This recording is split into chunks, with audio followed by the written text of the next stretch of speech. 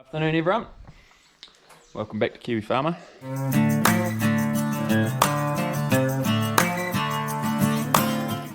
We're just here pottering around, had 20 something mils of rain last night. Just here pottering around to connect the sprayer up to the motorbike. We use this boom, 6 metre boom on here just to get anywhere. It's a bit tricky for the contractor to get. So he sprayed 14 hectares here the other day. Some old Raffno paddocks and a new grass paddock down here that's going to go into Raffno next year.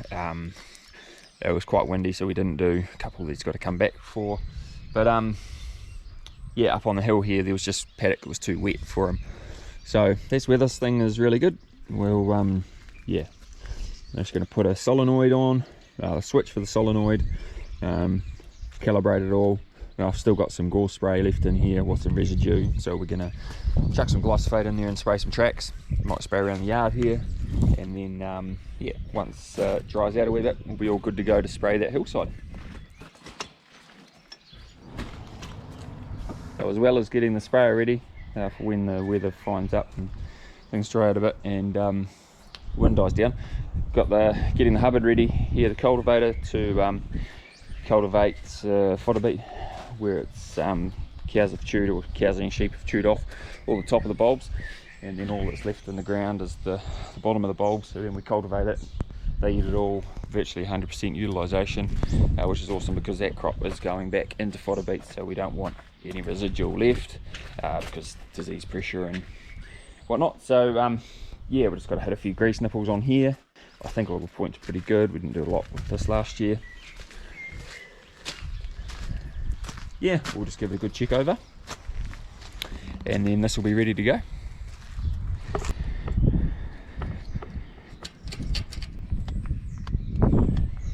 We'll keep hitting these other greasing points, and we'll be about done with this. So we've got that cultivator all sorted, and hopefully use it tomorrow. So another job we've got to do here in the wool shed.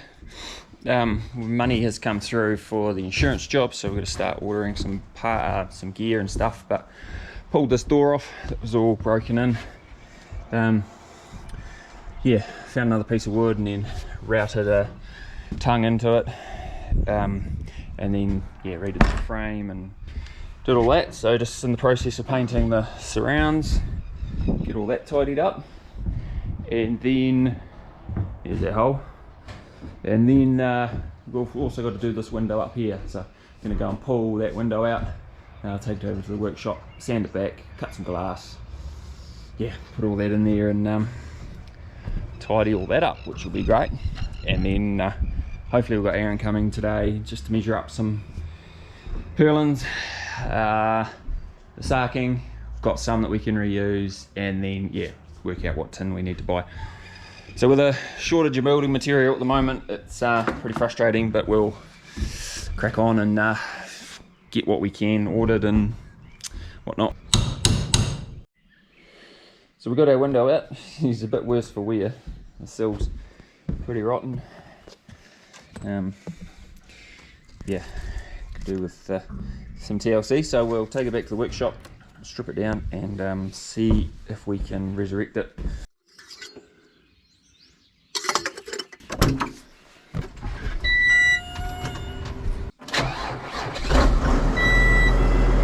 Morning everybody. We've quickly checked our cows and put up another break for the heifers. So I'm just going to take this Hubbard cultivator over to the fodder beet paddock, and then we'll just do a few runs, rip up some of the fodder beet in the ground. I'll show you that. And then yeah, the diggers come back, so we might open up some wet spots in the cow paddock, and then got to source a sump and some Novaflo and drainage pipe, bits and pieces like that. So we yeah, we'll get that and it can start to dry, and then I can go and grab that other stuff. Right, we'll see the paddock.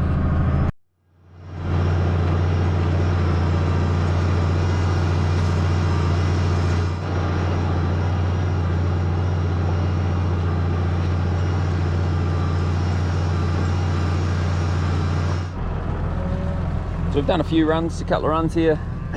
I'll show you what it does. So these are well, that's the fodder beet there, and that's as far as the sheep can eat down, just the ground level. So you've got all that other fodder beet left in the ground. So we're just cultivating it up to pull all these bulbs up, so the cows will hopefully go along and munch away at these. Yeah, it's doing not a bad job. So we'll do a few runs, and then we'll leave it. We'll come back tomorrow and do some more.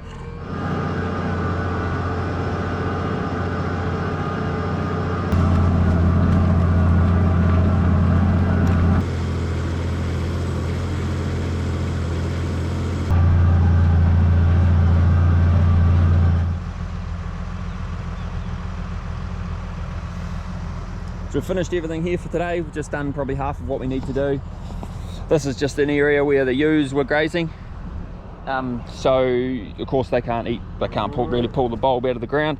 So down there, just past these few cows that are sitting down here, is where I started harvesting with the beet bucket. So down there, the beet bucket tends to pull all of the bulb out of the ground, mostly. So we've just got to do this wee triangle here tomorrow or the next day. But yeah, we'll crack on with another job. The cows can come along and clean up all these bulbs. There's quite a lot here. We'll come back and feed them some hay later. But they're not very hungry at the moment. They're all sitting down. So the Hubbard's doing well. It's a good machine. 150. Yeah, it pulls it, but if you go on any sort of slope or hill, or when the ground's a bit slippery and you don't get traction, it's yeah, she struggles. But it works well.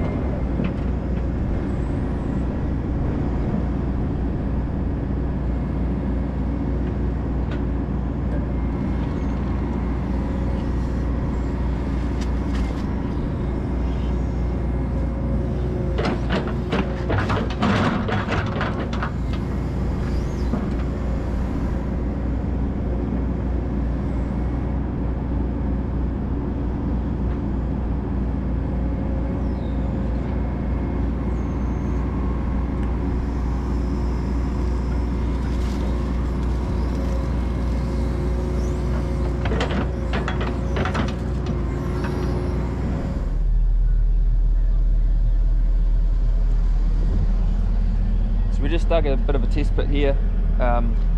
Plan is to put a sump in here, so it'll be a concrete box, 450 mils by 300 mils by about 900 mils deep.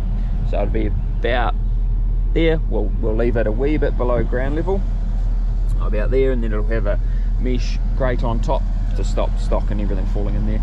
And then inside that, there will be an overflow that goes out and runs down through here, and then we'll tee in and bring a couple of overflows from each side, joining into here and joining into that drain down there. And then from here we're going to take more Novaflo up here to drain this wet spot just in here. But you can already see, I mean, what, we've been here a minute, you can already see the water coming out of the ground and filling this hole up, so it's not going to take long. So we'll shoot round and start digging this drain down this bottom side here. I was hoping to hit a clay tile in here actually.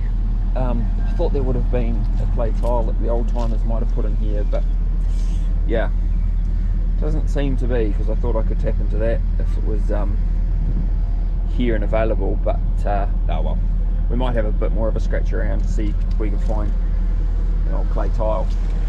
But yeah, so this is our family's digger, Hitachi 135 zero tail swing. Had a thumb on it, but broke that off last time I was using it, so we still haven't got that fixed. Yeah, real handy wee machine, about 3,500 hours on it.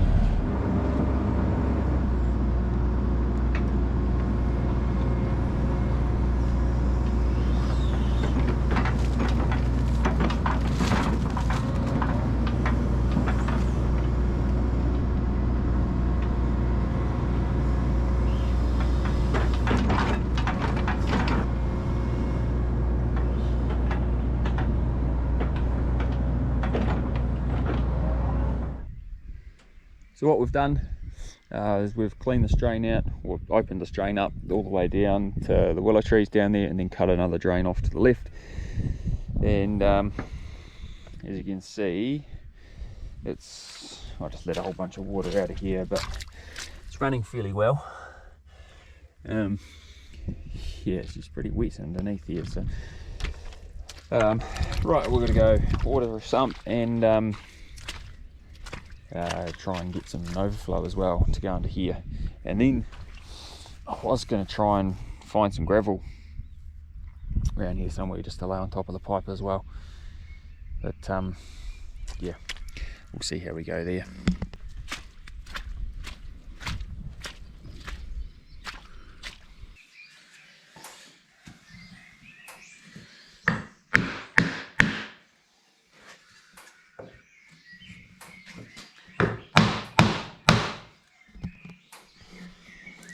So as you can see, the old window here was a bit buggered. So we salvaged this vent, rebuilt it from the top of that old window, and then this here came out of the house and we double glazed some of the house.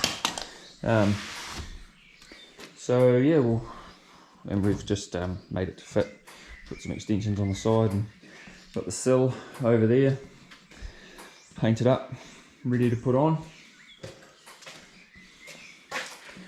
So yeah, we'll throw it all together. Won't be today. We'll throw it together and put it up in the wool shed. And we've just got to wait for our tin to arrive and our timber, and yeah, we should have a functioning wool shed hopefully by I don't know, a couple of weeks time, by the time it's time to shear the hoggets. So, thanks for watching. Yeah, we've got more digger work to do, and I guess we got more cultivation. Hopefully now things starting to dry out and warm up. So yeah, we'll catch you in the next one.